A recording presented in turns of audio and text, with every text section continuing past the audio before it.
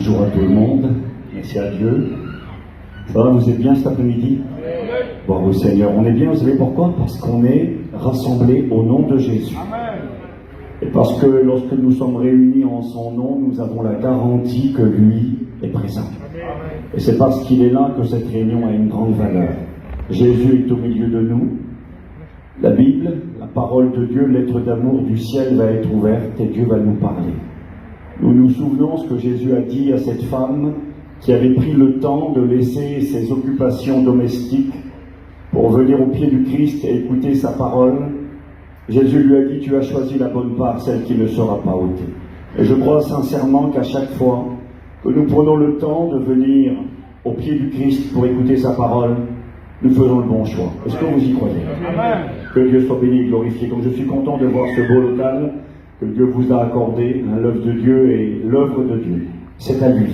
Et c'est pour ça que vous avez ce local, c'est pour ça qu'il y a autant de monde, c'est aussi pour ça qu'il y a... Enfin, je le disais tout à l'heure à Bélo en venant, je ne suis pas étonné, je connais Dieu depuis quelques années, j'ai appris.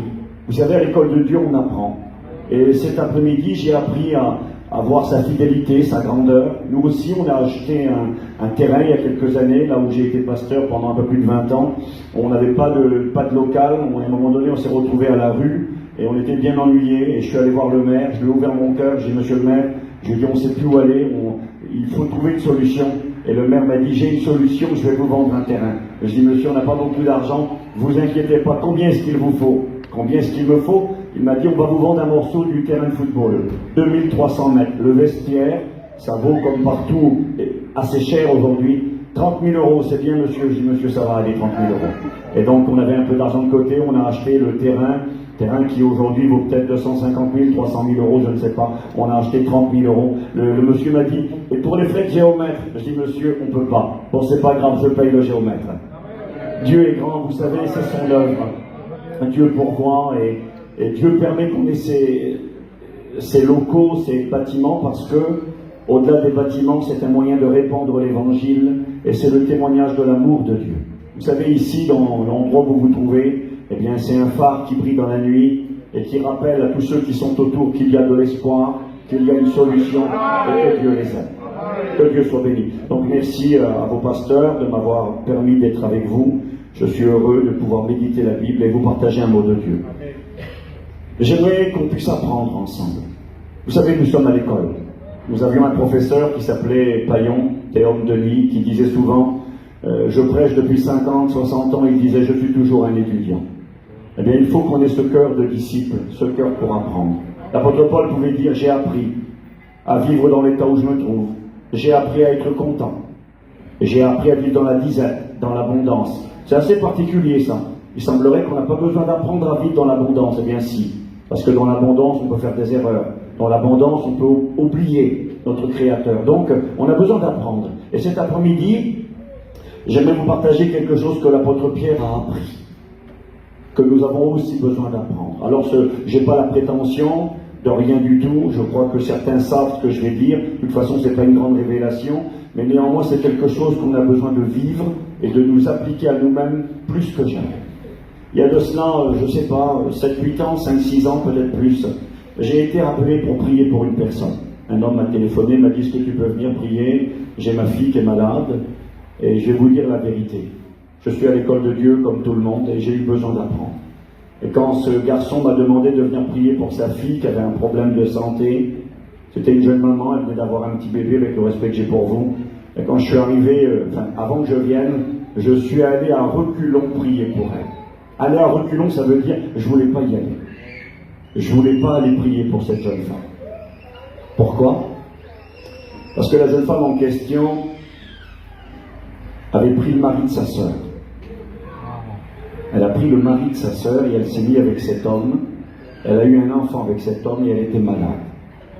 Et moi, je ne voulais pas aller voir cette femme-là. Je ne voulais pas aller voir cette jeune femme et prier pour elle. Je disais: Seigneur, ce qu'elle a fait, c'est quelque chose qui ne se fait pas, quelque chose qui est mal, quelque chose que je désapprouve. Et quelque part, d'aller dans ce foyer, dans cette demeure, c'était pour moi une manière, quelque part, d'approuver ce qui s'était fait. Bon, bien sûr, je précise que ce n'était pas des chrétiens, mais quand même. Je ne voulais pas y aller. Et puis j'y suis allé parce que je me suis senti contraint et obligé. Et quand je suis arrivé dans ce foyer, j'ai vu cette jeune maman qui était malade. Et puis donc j'ai prié pour elle. Sans vraiment de conviction, je vous ai dit, je vais être honnête, je ne voulais pas y aller. J'ai prié pour elle, je suis reparti. Le lendemain, le papa m'a téléphoné pour me remercier et me dire que sa fille avait été complètement guérie par le Seigneur. Moi, je ne voulais pas y aller, Jonathan. Moi, je n'étais pas d'accord. Alors, il faut bien écouter ce message. Il ne faut pas arrêter maintenant et partir et dire le pasteur a dit que... Non, écoutez bien ce que je vais vous dire maintenant. Moi, je ne voulais pas y aller. Cette situation était une mauvaise situation. Je désapprouvais, je n'étais pas d'accord et je ne suis toujours pas d'accord avec de telles situations. Mais j'aimerais qu'on comprenne quelque chose ensemble cet après-midi.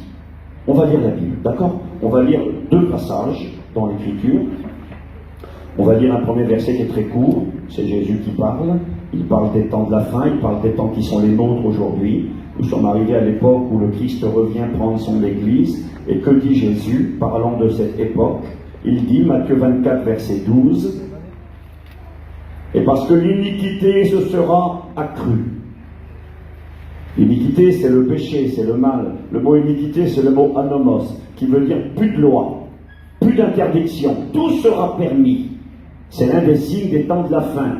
L'anarchie totale, des choses qu'on n'a jamais vues dans le mal, atteindre un niveau jamais égalé, des situations, excusez-nous, qui nous répugnent, des choses incroyables prennent place et sont la réalité du monde dans lequel nous vivons. Jésus a dit, l'iniquité du plus grand nombre, pourtant, je relis, et parce que l'iniquité se sera accrue, l'amour du plus grand nombre se refroidira. Nous vivons un temps, frères et sœurs, amis, où nous voyons et où nous allons voir de plus en plus des situations, des événements qui n'ont jamais existé au préalable. Ça touchera toutes les familles, ça touchera tous les peuples, et personne ne sera épargné.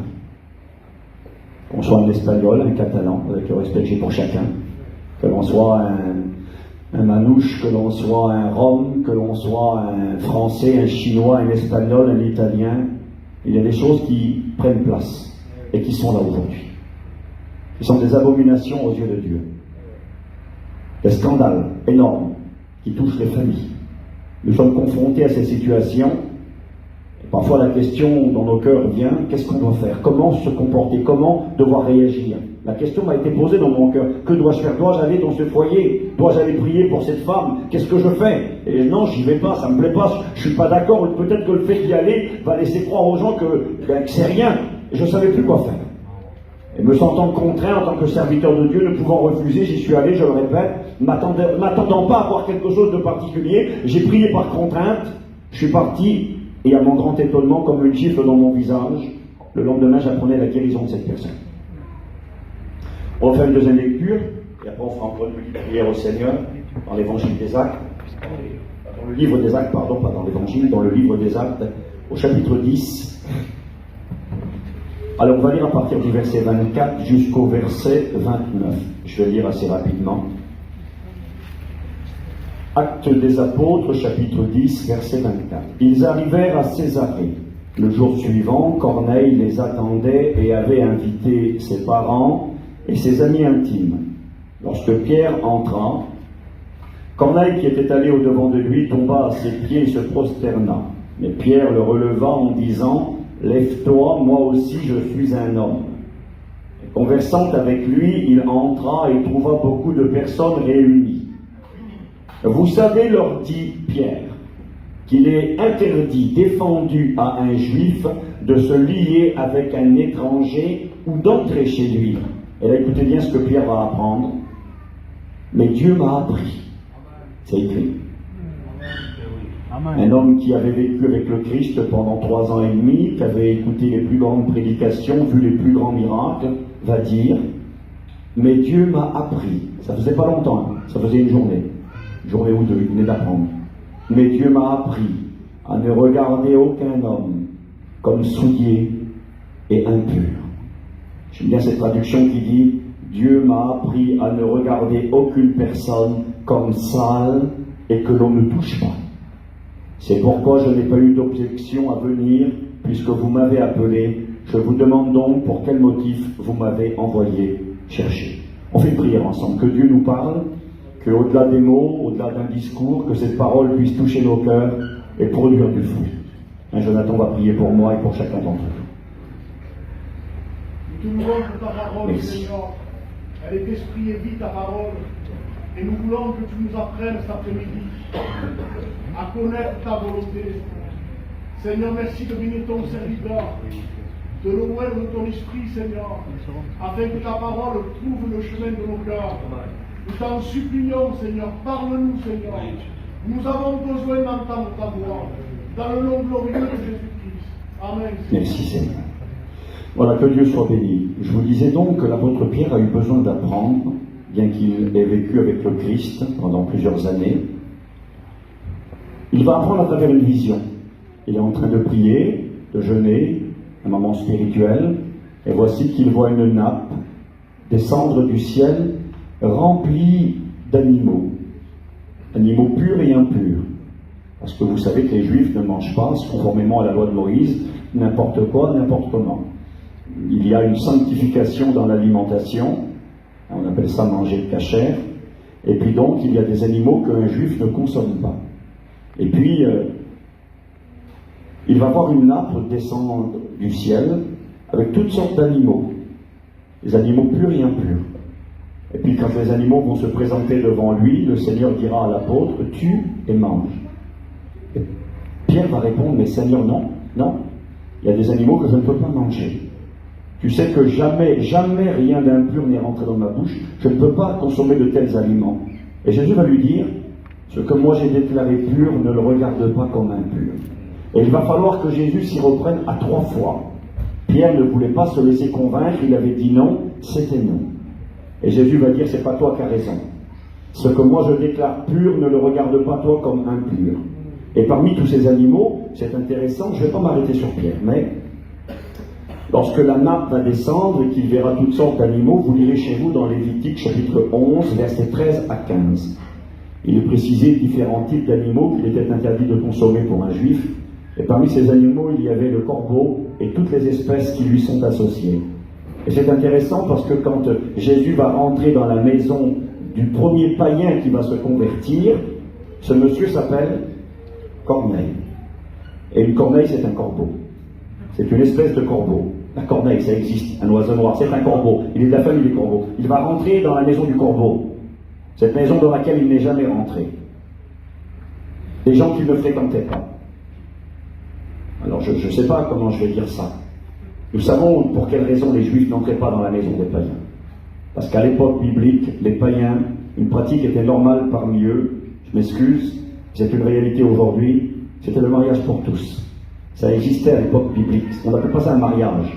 Mais ce péché était pratiqué dans toutes les maisons païennes. Et c'est la raison pour laquelle les Juifs n'entraient pas chez ces gens-là. Ils considéraient ces gens comme des impurs, des gens sales. Vous savez, il y a un mot dans la Bible qui est peut-être bizarre. C'est écrit dans la parole de Dieu, c'est écrit dans l'Apocalypse au chapitre 20, 21. Il est écrit « dehors les chiens ». C'est marqué dans la parole de Dieu, vous ne recevrez pas chez vous le salaire d'une prostituée ou d'un chien. On a bien compris le premier mot. Recevoir son salaire, recevoir, on comprend, une femme de mauvaise vie, on comprend. Pourquoi le salaire d'un chien? Vendre un animal? Non, je m'excuse. Quand la Bible parle d'un chien, elle parle du mariage pour tous. C'est le nom qui était donné à ces personnes qui vivaient ces situations, qui sont, selon la Bible évidemment, des abominations aux yeux de Dieu. Et donc les Juifs ne rentraient pas dans les maisons de ces gens-là. Ils ne les côtoyaient pas. Et Jésus va dire à Pierre, moi je te dis d'entrer chez eux. Je te dis d'aller vers eux.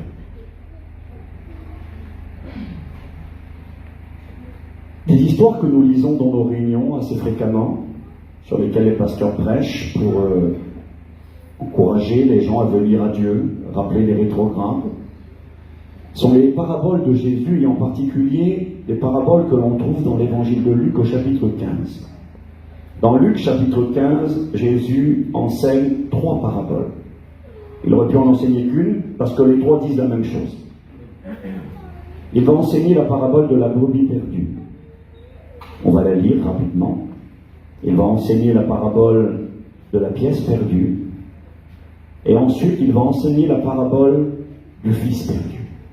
Nous avons une brebis perdue, une pièce perdue, un fils perdu. Et quand Jésus explique ces histoires, nous les utilisons, et on a le droit de le faire en évangélisation. Lorsque l'on appelle ceux qui ont abandonné le Seigneur à revenir, on leur dit, tel le fils prodigue, revenez, le Père vous attend. Il vous mettra des belles chaussures aux pieds, un anneau d'or aux doigts, un vêtement blanc, et il fera une grande fête en votre honneur, si vous acceptez de revenir. Eh bien, en réalité, j'aimerais vous dire pourquoi et pour qui Jésus a enseigné ces trois histoires. Il ne l'a pas fait premièrement pour que l'on prêche aux perdus et aux rétrogrades. Jésus l'a fait pour que ce message soit entendu par les hommes et femmes qui font profession de servir Dieu. Ce message a été enseigné, je dirais aujourd'hui, pour les chrétiens et les chrétiennes qui fréquentent nos églises. Comment Steve? Un chrétien n'est plus une brebis perdue. S'il l'a eu été peut-être par le passé, il ne l'est plus. Un chrétien n'est pas une pièce perdue, un chrétien n'est pas un fils perdu. Il est dans la maison. Oui, c'est vrai. Je lis la Bible. Luc chapitre 15, verset 1er. Il est écrit ceci, c'est Jésus qui va nous parler juste après, mais il est donné le contexte de la conversation. Il est écrit, tous les publicains et les gens de mauvaise vie s'approchaient de Jésus pour l'entendre. Qui étaient les publicains? Les publicains étaient des percepteurs d'impôts. Ce n'était pas le plus grand problème, bien que généralement les gens n'aiment pas tellement les percepteurs d'impôts. Le problème de ces gens-là, c'était les percepteurs d'impôts pour l'ennemi. Israël avait été conquise par les Romains. Israël était un pays occupé, et voici que des hommes avaient décidé de trahir leur peuple, trahir leur race, trahir leur famille, de travailler à la solde de l'ennemi qui était Rome. Ils prenaient l'argent de leur peuple, et ils donnaient cet argent à Rome, l'ennemi, le conquérant, et au passage, ils s'en mettaient plein les poches. C'était des traîtres, c'était des voleurs, c'était les gens les plus détestés en Israël. C'était les derniers. Quand tu voulais insulter quelqu'un, tu lui disais t'es un publicain. Ça veut dire t'es un traître, t'es un lâche. T'as abandonné ton Dieu, t'as renié ton peuple pour de l'argent.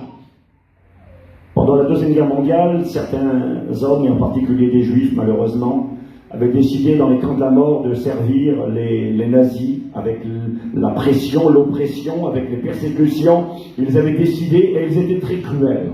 On les appelait les capots. Les capots étaient des Juifs qui travaillaient pour les soldats allemands dans les camps de la mort et qui étaient plus méchants parfois que les soldats allemands. C'était les derniers, des traîtres. C'était les publicains. Et là, il est écrit ceci. Ces gens qui étaient les plus méprisés au sein d'Israël, et en particulier par les religieux, ceux qui fréquentaient les synagogues, ceux qui allaient dans les réunions, ceux qui lisaient la Bible, ceux qui croyaient en Dieu, ceux qui servaient Dieu, les pharisiens, les sadducéens, les hommes religieux du peuple. Quelque part aujourd'hui on pourrait dire l'Église, on pourrait dire les chrétiens, les pasteurs qui fréquentent les réunions. Et il est écrit ceci, tous les publicains et les gens de mauvaise vie. Les gens de mauvaise vie, c'était les prostituées. C'était les gens qui vivaient dans la souillure, dans la saleté, dans l'iniquité, dans l'immoralité. Il est écrit ceci, tous les publicains et les gens de mauvaise vie s'approchaient de Jésus pour l'entendre, et les pharisiens et les scribes. Les scribes, c'était les personnes qui recopiaient la Bible, les experts de la Bible.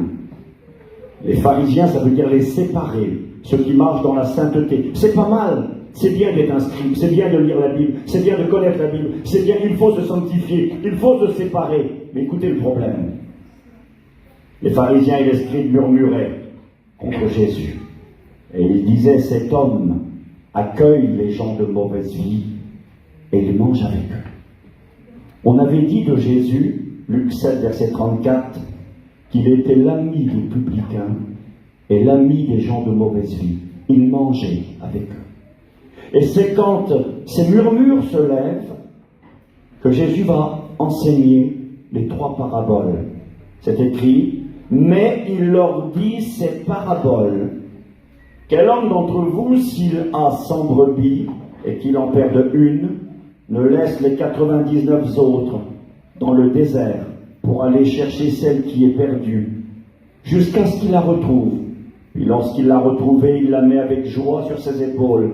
Et de retour à la maison, il appelle ses amis et ses voisins. Et leur dit, réjouissez-vous avec moi, car j'ai retrouvé ma brebis qui était perdue. De même, je vous le dis, il y aura plus de joie dans le ciel pour un seul pécheur qui se repent que pour 99 justes qui n'ont pas besoin de repentance. Jésus est en train d'expliquer à des gens qui se disent, Jésus, c'est pas bien ce que tu fais. On n'est pas d'accord avec toi. Tes relations ne sont pas des bonnes relations. Tu côtoies des gens que l'on ne doit pas côtoyer. Ces gens-là sont des publicains, ils ont renié Dieu, ils ont renié le peuple, ils ont renié la nation d'Israël. Ce sont des traîtres à la solde de l'ennemi, ce sont des voleurs. Tu ne peux pas fréquenter ces gens-là. Et puis ces femmes de mauvaise vie qui te suivent et qui sont là, qui viennent vers toi, regarde-les Jésus, tu ne peux pas en tant qu'homme de Dieu fréquenter de telles personnes. Jésus va donner sa vision à lui. Il va expliquer comment lui voit ces gens-là.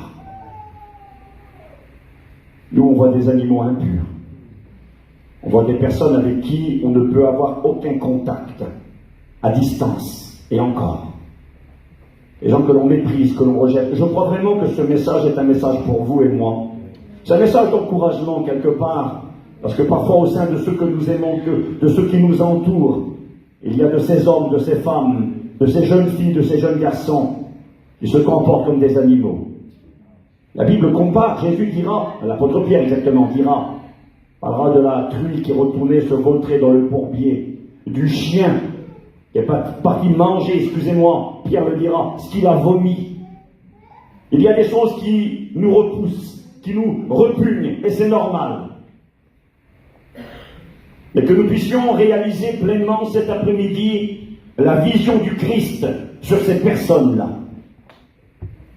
Jésus va dire, vous les voyez, vous, comme des gens de rien, comme des gens qui sont sans valeur.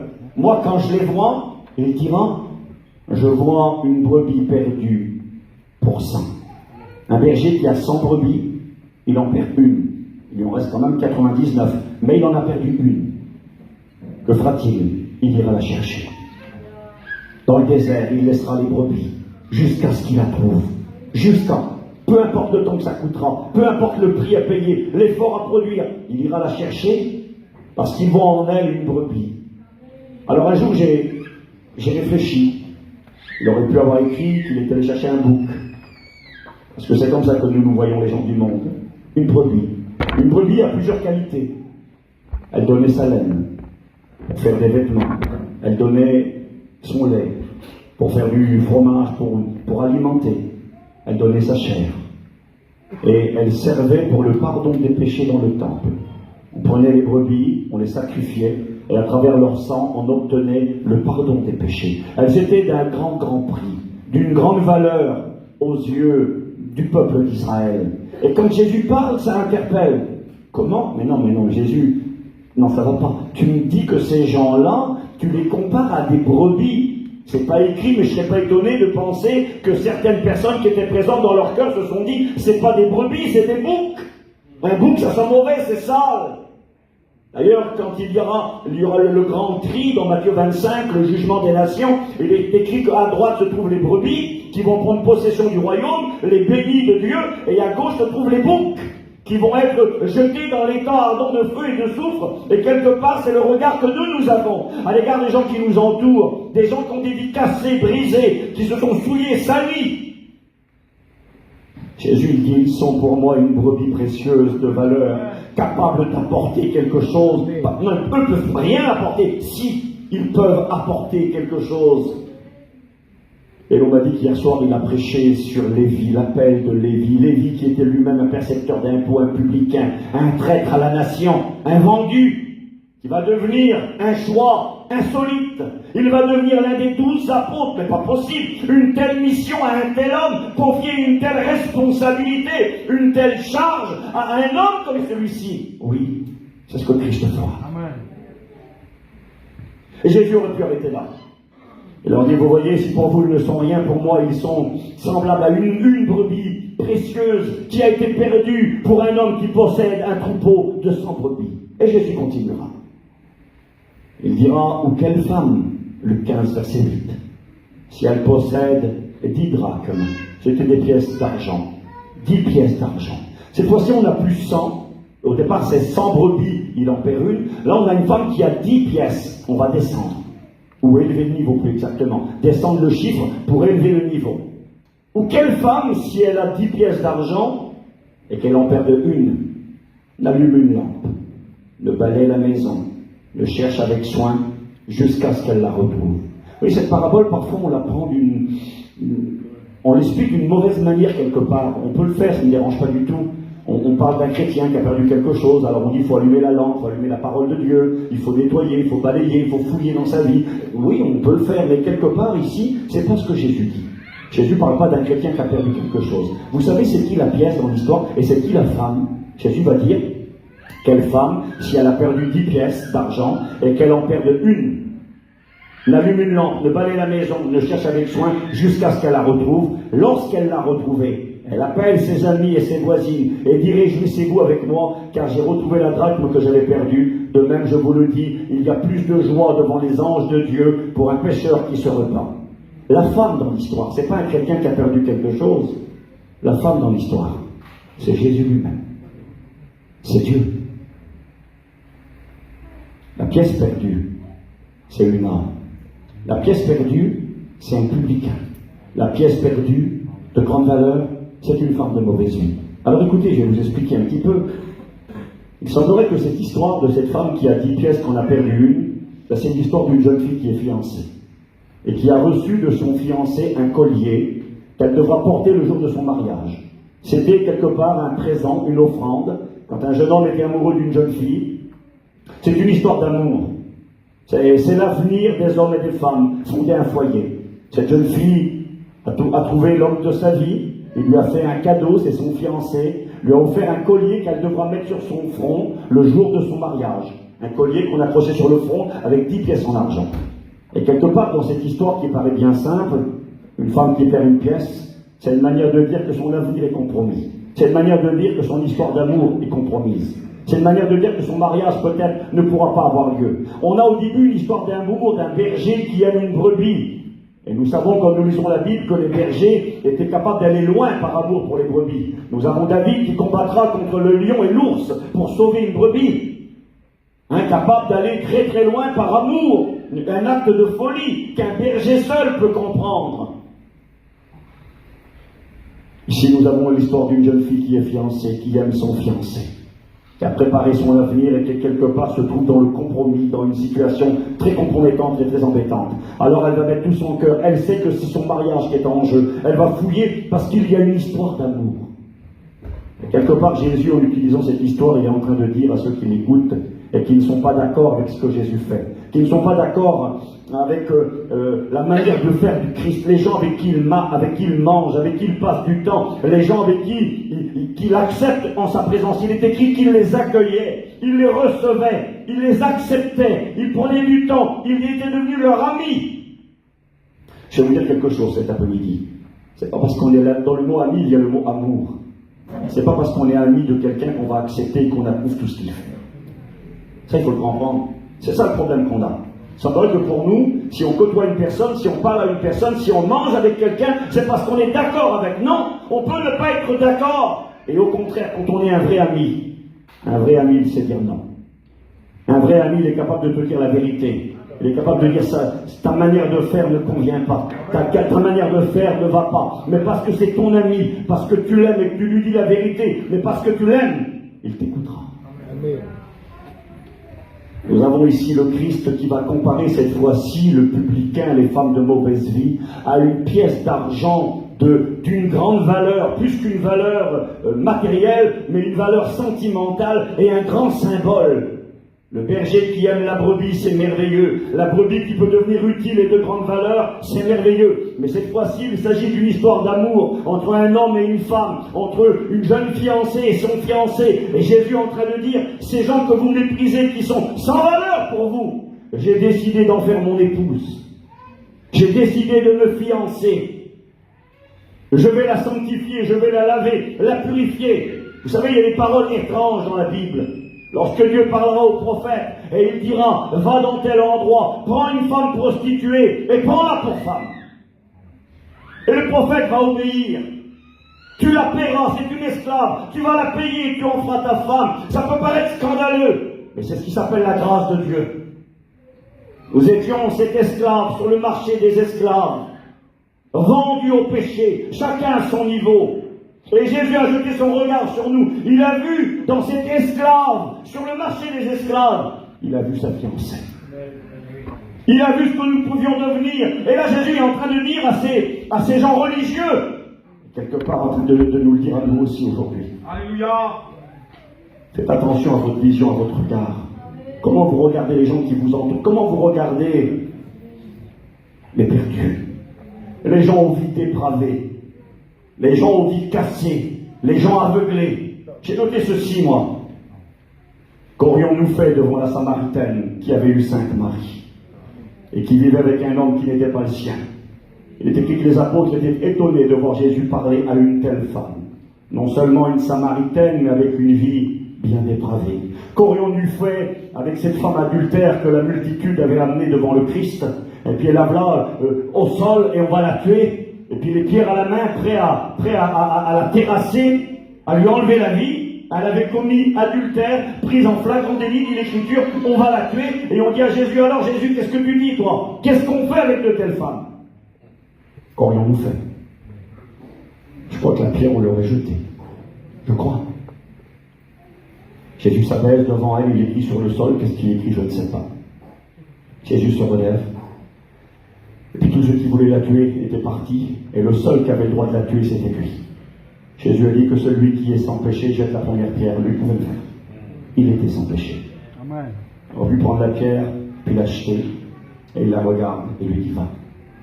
Je ne te condamne pas. Qu'aurions-nous fait devant la femme de mauvaise vie qui est venue chez Simon et qui a commencé à pleurer sur les pieds du Christ et à essuyer ses pieds avec ses cheveux? Imaginez la situation, franchement parlé.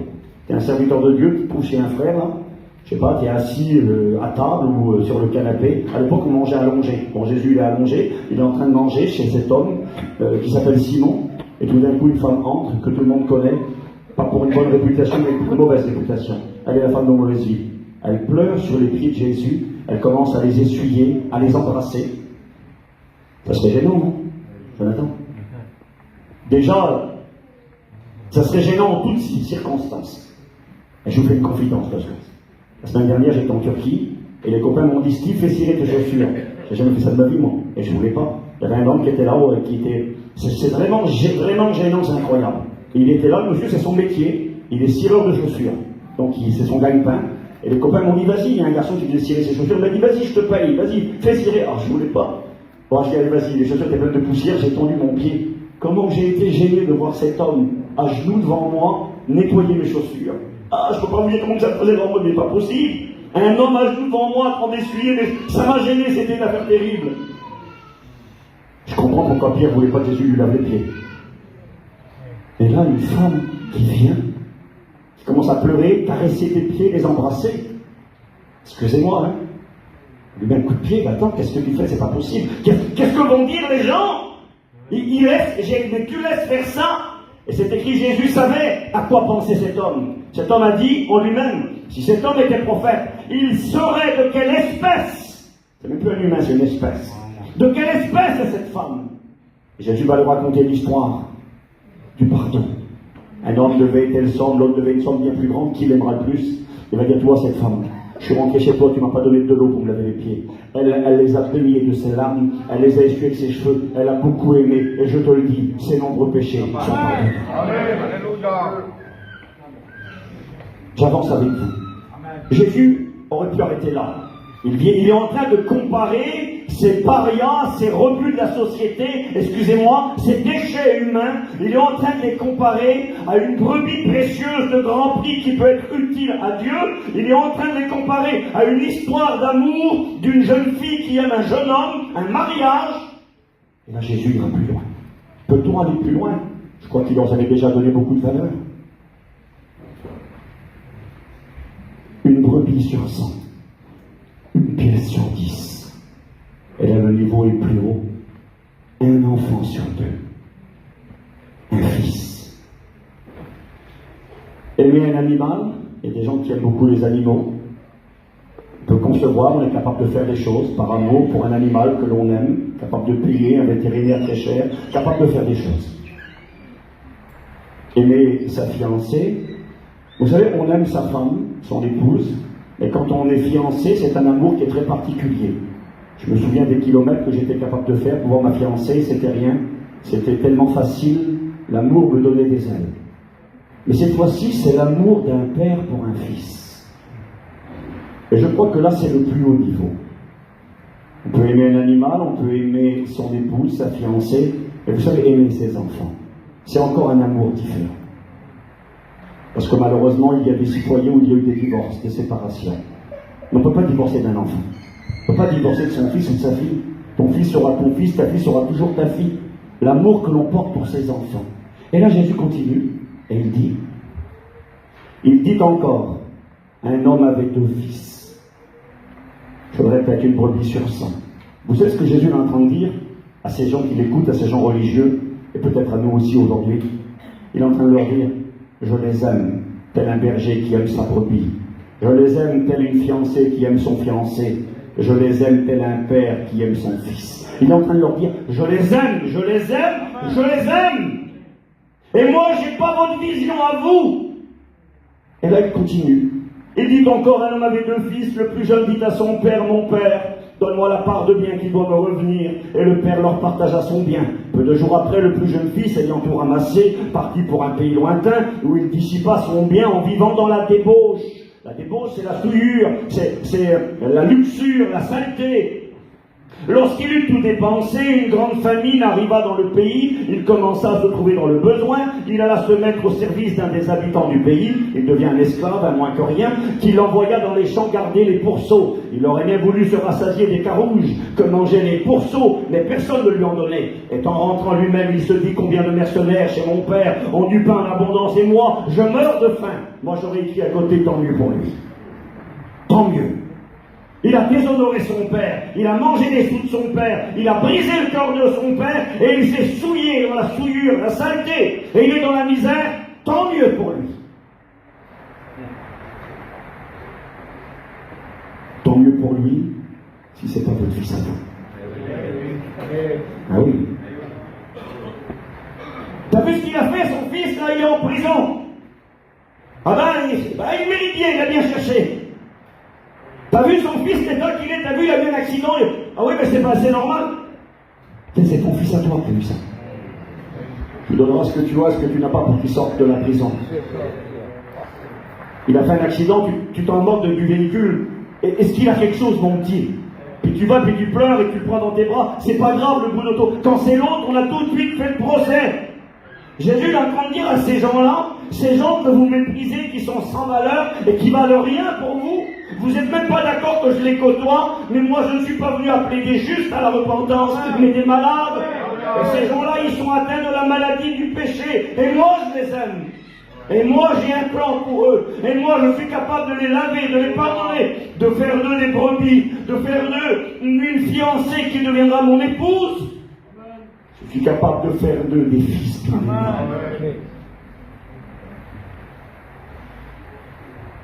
Il est écrit ceci, ce jeune fils dira, je me lèverai, j'irai vers mon père, je dirai, mon père, j'ai péché contre le ciel et contre toi, je ne suis plus digne d'attraper ton fils, traite-moi comme un tes mercenaires.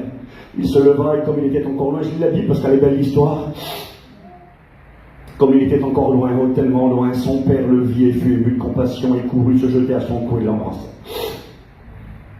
Le fils lui dit, mon père, j'ai péché contre le ciel, contre toi, je ne suis plus digne d'attraper ton fils. Vous voyez, on n'a pas une histoire là où le père dit, c'est pas grave, c'est rien, vis dans le péché, je t'aime, t'as le droit de faire ce que tu veux. C'est pas ce que je suis en train de dire cet après-midi. Si vous comprenez comme ça le message, vous n'avez rien compris. Un ami n'est pas d'accord avec des choses que pourra faire son ami.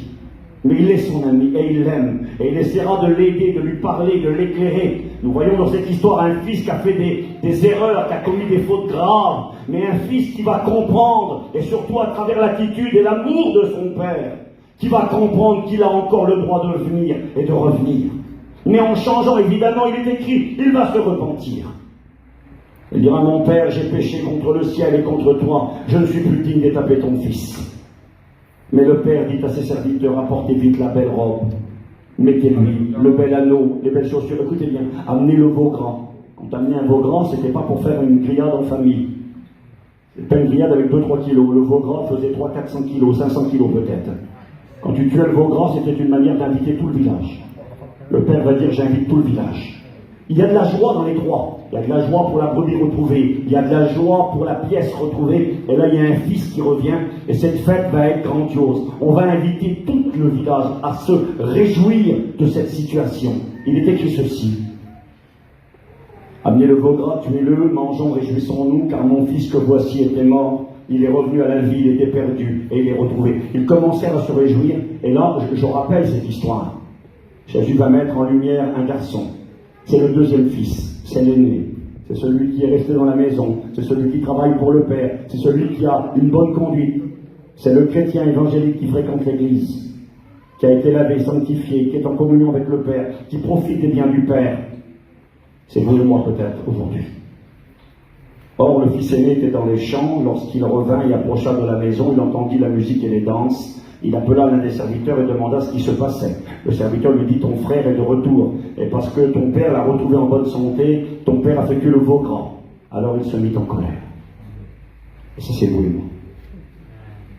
C'est moi, il y a quelques années, quand le Seigneur m'a dit, va voir cette jeune femme. Va prier pour elle. Mais Seigneur, moi je peux pas, je suis pas d'accord. Regarde sa situation, regarde, je peux pas monter chez elle. Qu'est-ce que vont dire les gens, qu'est-ce qu'ils vont faire? Jésus m'a dit d'aller. Alors je suis allé, par contrainte, contre mon gré, contre ma volonté. Et quand je suis arrivé là, que j'ai prié pour elle, Jésus m'a mis une gifle parce qu'il l'a guéri. Il se mit en colère et ne voulut pas rentrer. Son père lui dit, le priant, il dit, voici, il y a tellement d'années que je te sers, sans avoir jamais transgressé tes ordres. Vous voyez, quelqu'un de fidèle. Et jamais, tu ne m'as jamais rien donné, des reproches au Père. Et quand ton fils, c'est même plus son frère, est arrivé, celui qui a mangé tes biens avec des prostituées, c'est pour lui que tu le veau gras. Et le Père lui dit, toi tu es toujours avec moi, tout ce que j'ai est à toi. Mais il fallait s'égayer et se réjouir parce que ton frère que voici était mort. Et il est revenu à la vie. Et Jésus, quand il raconte cette histoire, il le fait à des hommes religieux. Il essaye de leur apprendre. Et il semblerait qu'ils ne le comprennent pas. Et je crois que Pierre était là. Pierre n'a pas compris les leçons. Vous savez, des fois la théorie c'est quelque chose, la pratique en est une autre. J'aimerais vous dire qu'aujourd'hui, plus que jamais, ce message, on a besoin de l'écouter. On a besoin de comprendre que Dieu veut que nous ne regardions personne comme impur ni souillé. Alors c'est un message qui est une bonne nouvelle pour ceux qui ont des membres de leur famille qui ont des vies tordues, des vies cassées par le péché, à savoir que Dieu, quand il les regarde, il leur dit, je vois une brebis, il peut devenir une brebis. Je vois la pièce précieuse, il peut devenir ma fiancée. Je vois le fils perdu qui est revenu à la maison paternelle et qui va être revêtu de l'autorité par l'anneau, revêtu du vêtement du salut et des chaussures du zèle, et qui travaillera pour moi. C'est une bonne nouvelle, mais on a besoin de saisir ce message afin de ne pas devenir ces hommes religieux, parce qu'aujourd'hui c'est une tentation qui est sur nous. Il y a des gens qu'on ne veut pas dans nos églises. Il y a des gens qui ne sont pas les bienvenus. Non seulement le diable les accuse, leur cœur les condamne, mais parfois l'église leur ferme les portes. Il y a des gens qu'on ne veut pas. Tout à l'heure, j'ai parlé un petit peu avec les frères, et puis on a discuté. J'ai eu l'occasion un jour d'aller dans une église aux États-Unis, une grande église qui s'appelle le Tabernacle de Brooklyn. Et le pasteur de cette église, il s'appelle Jim Sambala. C'est un ancien basketteur américain, évidemment un grand monsieur, physiquement. Et ce basketteur est devenu serviteur de Dieu. Il est devenu prédicateur, et Dieu lui a mis dans son cœur de fonder une église à Brooklyn. Brooklyn, c'est l'un des coins les plus compliqués à New York, aux États-Unis. Je me souviens, quand j'y suis allé, j'ai discuté avec un monsieur qui m'a dit, surtout à Brooklyn, faut pas avoir d'altercation avec personne. Ils m'ont dit, si vous êtes dans une voiture, que quelqu'un devant vous n'avance pas, ne klaxonnez pas, ne faites rien. Il m'a dit, la majorité des gens sont armés et ils peuvent vous tuer comme manger un morceau de pain. C'est le sommet de la délinquance, de l'immoralité, de l'impudicité, de la prostitution, de la drogue. C'est le centre, Brooklyn. Et lui, Dieu lui dit, tu vas aller à Brooklyn et tu vas ouvrir une église là.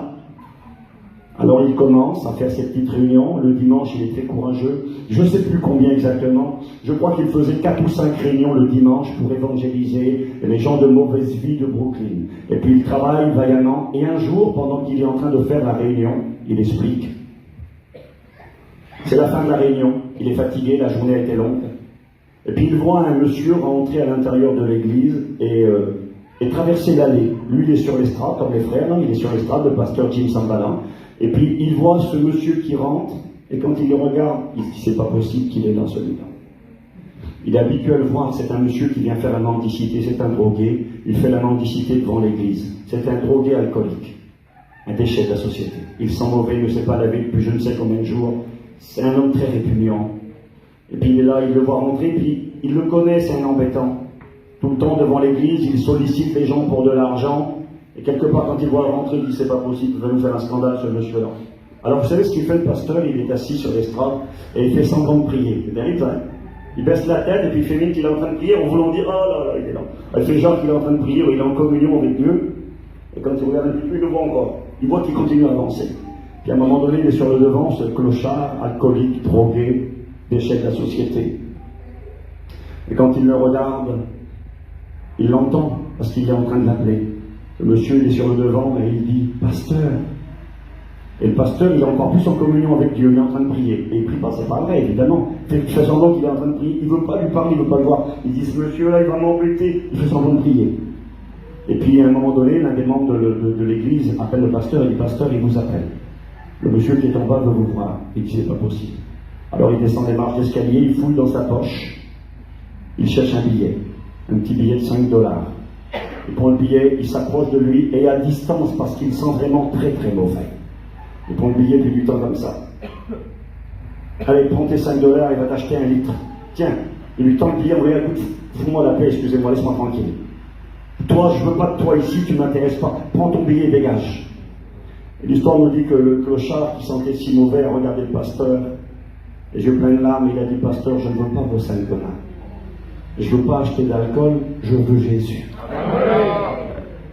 L'histoire nous dit que Jim Sambala, c'est lui qui rend ce témoignage, je l'ai écouté, à regarder ce clochard qui sentait si mauvais, qui était si sale et si répugnant.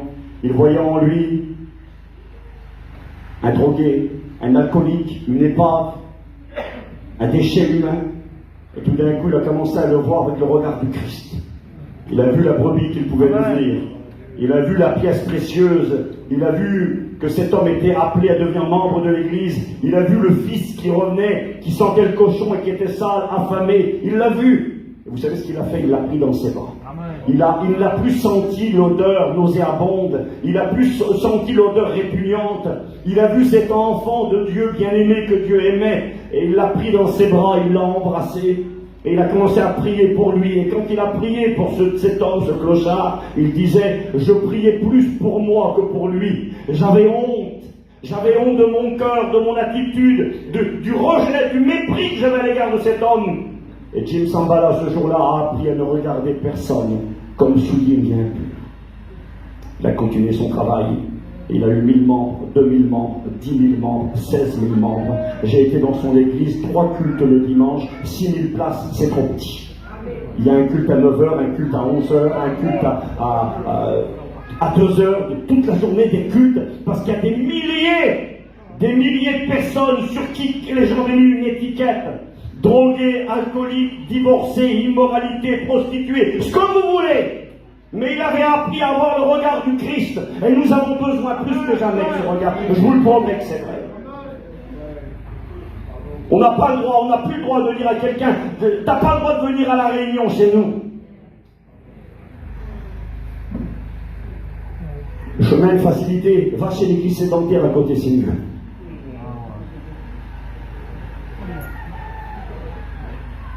On a vu des personnes, je ne vais peut-être pas donner trop de détails, ça servira. On a vu des situations parfois dramatiques, tragiques.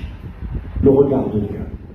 J'ai un copain à moi, je peux partager ce témoignage. J'ai écrit plusieurs témoignages, mais je ne veux pas donner trop de choses pour ne pas faire de bêtises dans ce que je vais dire. J'ai un copain à moi qui travaille en région parisienne. Certains ici le connaissent, je pense, le frère Abraham, le Rome, les Béthel. On travaille ensemble, on était ensemble cette semaine en Turquie. Et il expliquait cette anecdote qui lui est arrivée un jour. Il était chez lui, là-bas en région parisienne, il était parti travailler le matin avec un copain, s'il trouvait un peu de boulot.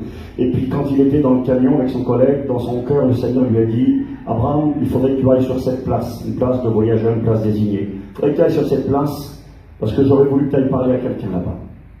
Puis dans son cœur, le Seigneur lui a montré une femme. Et quand il a parlé avec son collègue qui était au volant, il lui a dit, écoute, est-ce que tu pourrais m'amener sur cette place? Dieu voulait que j'aille parler à quelqu'un. Oui, d'accord. À qui? À telle personne. Et quand il a dit le nom de la personne, son collègue à côté, il a dit non, on n'y va pas. Il a dit non, on ne va pas sur cette place et on ne va pas voir cette personne. Et il a dit, écoute, ça serait bien, Dieu me le met sur mon cœur. Et le collègue, il a obéi. Il a dit, bon, vas-y, écoute, on y va. Il ne voulait vraiment pas y aller. Quand ils sont arrivés, ils ont vu au fond de la place, là-bas, une caravane cassée. Les carreaux cassés avec du scotch dessus. Une vieille caravane. Il a vu la misère. Et quand il est arrivé devant la porte, il a cogné à la porte. Et là, il y a une voix qui s'est fait entendre. C'était la voix d'une jeune fille, d'une jeune femme, qui a dit, qui c'est? Et lui, il a répondu, c'est moi, Abraham, le pasteur. Et puis elle était là, elle avait peur, elle a ouvert la porte, elle a regardé. Et je vous explique pourquoi elle avait peur. Cette jeune femme venait de sortir de prison pour meurtre. Elle avait tué sa cousine. Une histoire de je ne sais pas quoi, mais elle avait tué sa cousine. Elle vient de sortir, après plusieurs années de prison, une vie cassée. Elle est mariée, avec un drogué à la cocaïne et à l'héroïne. Quel triste foyer. Et quand il rentre là, il commence à parler avec cette femme, que personne ne voulait voir, rejetée de sa famille, rejetée de tous, un foyer brisé, les ténèbres en permanence. Et pendant qu'il est en train de lui parler, qui c'est qui arrive? Le mari arrive. Le mari arrive avec le respect que j'ai pour chacun d'entre vous, il est complètement défoncé. Il a encore de la poudre en dessous de son nez. Quand il arrive, il se met en garde devant les pasteurs, il veut se battre avec les pasteurs. Il dit, qu'est-ce que vous faites ici avec ma femme? Et Abraham le regarde, il dit, reste tranquille. Et là, il veut commencer à taper, il ne tient même pas debout. Et Abraham lui dit, mais écoute, c'est moi Abraham, le pasteur. Ah bon, c'est toi Abraham? Il baisse la garde. Qu'est-ce que tu veux? Je suis venu vous voir, parce que Jésus m'a dit de venir vous voir. Parce que Jésus vous aime. Il y a la meurtrière, elle a tué quelqu'un. Il y a le drogué, là, aux drogues dures, qui pense qu'à la drogue, qui est capable de sacrifier tout le monde, de prendre l'argent à tout le monde, l'argent des enfants, l'argent, vous savez ce que c'est, malheureusement. Dans les ténèbres, il y a le diable qui règne, mais Abraham, animé de la vision du Christ, capable de voir la brebis qu'ils peuvent devenir, capable de voir la pièce perdue, capable de voir le fils perdu, un fils. Moi, j'ai un fils unique. Rien que de parler de lui, ça me touche, j'ai mon fils. Il est la prunelle de mes yeux, il est ma richesse. Et Abraham leur parle à tous les deux, il leur dit combien Jésus les aime, combien qu'il y a de l'avenir pour eux en Jésus, combien qu'il y a des projets de paix et non de malheur, combien que Dieu ne regarde personne comme souillé ni impur, et que tout le monde a sa chance avec le Christ. Et quand il leur dit ceci, ils acceptent tous les deux la prière. Et il explique à Abraham, il dit quand on a fini la visite chez eux, il disait, j'avais sur ma poitrine, j'avais ici la tête de la jeune femme, j'avais la tête de son époux sur moi, et j'étais baigné de leurs larmes. J'avais les larmes d'une meurtrière qui coulaient sur moi, sur ma chemise, et j'avais les larmes de l'héroïnomane qui coulaient sur moi, et tous les deux recevaient la grâce de Dieu. Vraiment, je vous le dis de la part de Dieu. Vous savez, je fais comme tous mes copains qui sont là avant de prêcher, je prie, je demande à Dieu, Seigneur, parle-moi, qu'est-ce qu'il faut que je dise, qu'est-ce que tu veux que je leur prêche? Et puis hier soir, quand je pensais à vous, eh bien je pensais à ce petit mot de Dieu. J'ai appris à ne regarder personne comme souillé ni impur. Je vous le demande au nom du Seigneur. Ne soyez pas la porte fermée. Ne soyez pas le frère aîné qui rejette, qui méprise, qui est en colère. Quand il voit quelqu'un arriver, on le regarde avec les gros yeux. Il n'a déjà pas envie de venir. Je le répète, Satan l'accuse, son cœur le condamne. Et toi, qu'est-ce que tu vas faire? Un jour, j'étais dans un cimetière pour des funérailles. Et puis tout d'un coup, mes yeux ont croisé les regards de quelqu'un que je connaissais. Un ancien prédicateur de l'Évangile. Un homme, et je vous dis honnêtement, c'est la vérité. Lorsque j'étais étudiant, il faisait partie de ces hommes à qui je voulais ressembler. Paul va dire, soyez mes imitateurs comme je le suis du Christ. On peut vouloir ressembler à des hommes de Dieu qui sont pour nous des exemples, des modèles à imiter. Lui était un exemple. Un exemple dans la consécration, dans le renoncement, dans le sérieux, dans la prédication, dans l'onction. Vraiment, c'était un exemple pour moi. Et puis cet homme, malheureusement, a laissé la main de Dieu. Il a abandonné le Seigneur. Il est devenu ce qu'on appelle un rétrograde. Il s'est remis à boire. Il s'est remis à se droguer. Ce garçon-là a tellement été loin dans cette vie loin du Seigneur, qu'il a fait une sorte d'overdose. Il est rentré à l'hôpital, on l'a veillé, on a cru qu'il serait mort. Ses organes vitaux étaient touchés, enfin vraiment terrible. Mais je vous coupe au cours. Il a abandonné le Seigneur, il est loin de Dieu. Et puis je le croise dans le cimetière. Et quand je le regarde, il a honte. C'était mon ami, j'allais avec lui prêcher l'évangile. Je le suivais, il était comme un ancien pour moi. Et puis là, il a honte. À un moment donné, il lève la tête quand même, il me regarde. Et quand je l'ai regardé, je remercie le Seigneur que Dieu m'avait donné ces bons sentiments. Je l'ai regardé avec le regard de Jésus. Je ne l'ai pas regardé avec le regard du frère aîné qui condamne, qui fusille, qui tue. J'ai un copain un jour qui m'a dit, c'est un pasteur, il m'a dit, Steve, nous sommes la seule armée qui achève ses blessés. Est-ce que vous comprenez ce que ça veut dire, cette expression? On va à la guerre ensemble, on est des copains d'armes, on travaille, on lutte dans le même combat, on est dans le même camp, et puis voici qu'on se protège mutuellement l'un et l'autre, et tout d'un coup l'ennemi, boum, une balle arrive, elle le touche à lui, le voilà à terre. T'as sauvé la vie, c'est ton copain d'armes, qu'est-ce que tu fais? On le voit dans les films, et c'est comme ça que ça marche en vrai. Son copain, on le met sur son épaule, et on le traîne à l'arrière, on va lui sauver la vie. Et un ami à moi m'a dit, tu sais Steve, nous on ne fait pas comme ça. On est la seule armée qui achève les blessés. Il a pris une balle, il a un genou à terre, il est rétrograde, il a abandonné Dieu, il a fait ce que vous voulez. Il est là, au lieu d'aller le prendre dans tes bras, de le relever, on est là, excusez-moi, on prend le fusil et on le finit. Je lui parle pas, je ne vais plus chez lui, je ne veux plus de contact. T'as vu, c'est un rétrograde, il a la peste, il va me contaminer. Ah bon? T'as pas le droit d'aller chez lui. Faut surtout pas manger quelque chose. Bois pas un verre d'eau chez lui, c'est un voleur. Ah bon, faut pas boire chez quelqu'un qui est un voleur. Je ne sais pas si c'est intelligent ce que je vais dire, mais risque de vous choquer. Je ne parle pas de profiter et de vivre et de dépendre de telle personne. Mais moi, quand je rentre chez quelqu'un, peu importe qui c'est, je ne cherche pas à savoir d'où vient le verre d'eau et d'où vient le morceau de pain qu'il me proposera. Jésus, quand il mangeait ces gens-là, il ne cherchait pas d'où ça venait. Il s'est fait leur ami pour les gagner, pour les sauver. Quelqu'un qui est rétrograde n'a pas la peste. Il ne va pas te contaminer. Tu dois l'aimer. Comment tu veux qu'il revienne? Tu ne lui parles pas. Oui, mais tu comprends, il était chrétien, il a fait ça, c'était un pasteur.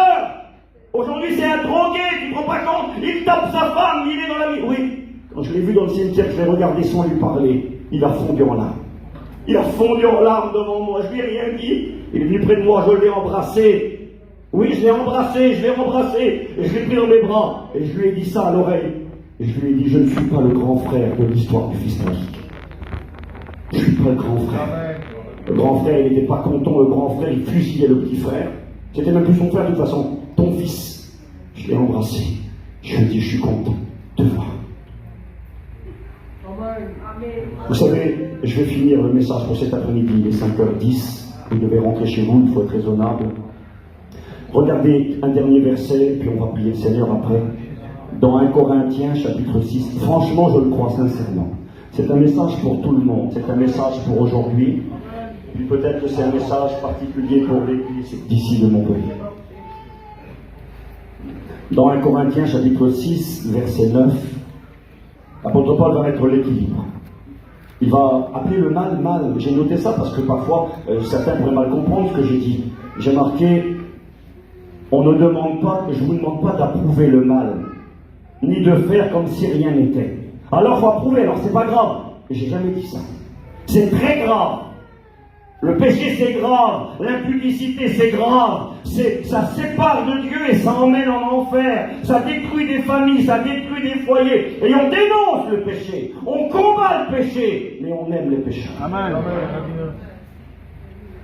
On peut avoir été déçu de quelqu'un, on peut même avoir été blessé, mais on doit aimer. Blessé par un membre de ta famille, blessé par un époux, une épouse, blessé par un fils, par une fille, qui t'a déshonoré, qui t'a blessé, qui t'a cassé, qui te fait honte, sache que Jésus l'aime. Et comment vas-tu la gagner? Comment vas-tu le gagner? Si tu ne lui parles pas, si tu n'as pas de contact avec, si tu fais... Il y a des hommes dans la Bible, des histoires, je vous ai lu tout à l'heure, je ne vais pas lire celle-ci. Je vous ai parlé de la Samaritaine, de la femme de mauvaise vie qui est venue au pied du Christ pleurer sur ses pieds, de la femme adultère qu'on a voulu tuer devant Jésus. Et des histoires comme ça, malheureusement, il y en a plein dans la Bible. Mais on voit tout le temps cet amour et cette grâce de Dieu pour le pécheur. Et je finis, 1 Corinthiens 6, verset 9. Ne savez-vous pas que les injustes n'hériteront pas le royaume de Dieu. Ne vous y trompez pas, ni les impudiques. L'impudicité, vous savez ce que c'est. Ni les idolâtres, ni les adultères, ni les efféminés. Les efféminés, c'est le mariage pour tous. Ni les infâmes, ni les voleurs, ni les cupides, ni les ivrognes, ni les outrageux, ni les ravisseurs n'hériteront le royaume de Dieu. Vous voyez, ça montre que c'est grave, on n'est pas en train de dire amen. On dit non, ça ne va pas, il faut que ça change. Mais ça peut changer. Amen. Et regardez ce qui est écrit. Et c'est là ce que vous étiez. Quelques-uns de vous, dira l'apôtre. Mais vous avez été lavés, vous avez été sanctifiés, vous avez été justifiés au nom du Seigneur Jésus-Christ par l'Esprit de notre Dieu. Et là, on dit, c'est ce que vous étiez. Mais Dieu vous a fait grâce. N'oubliez jamais que la grâce que Dieu nous a faite, il est capable de la faire aux autres. N'oubliez jamais que Dieu est capable de faire grâce. Nous avons vu une petite liste, une liste noire, de choses qui sont répréhensibles, condamnables, qui ferment les portes du ciel. Mais c'est écrit, mais vous avez été lavés. Ça veut dire que vous avez été pardonnés, vous avez été réconciliés. Vous êtes devenus des brebis du Christ. Vous êtes devenus la pièce précieuse. Vous êtes devenu le Fils revêtu du beau vêtement blanc, de l'anneau au doigt, l'autorité et des chaussures pour servir. C'est ce que Dieu veut faire. On va baisser nos têtes, s'il vous plaît. C'est ce que Dieu veut faire avec ceux qui t'ont